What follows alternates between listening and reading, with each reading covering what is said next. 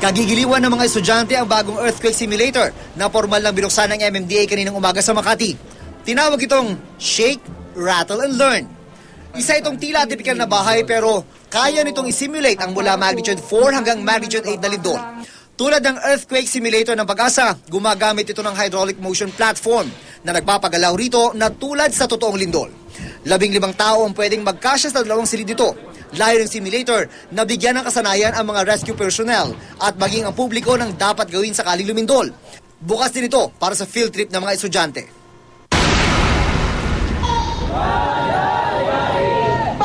Nagpikit ang grupong karapatan sa tapat ng opisina ng Office of the Presidential Advisor on the Peace Process o OPAP sa Ortigas. Sigaw nila, palayain ng mga political prisoner ng gobyerno.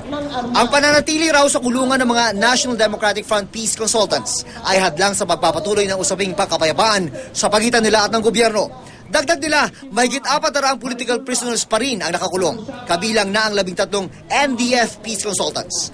Wala pang sagot ang OPAP sa hinaing ng mga militante.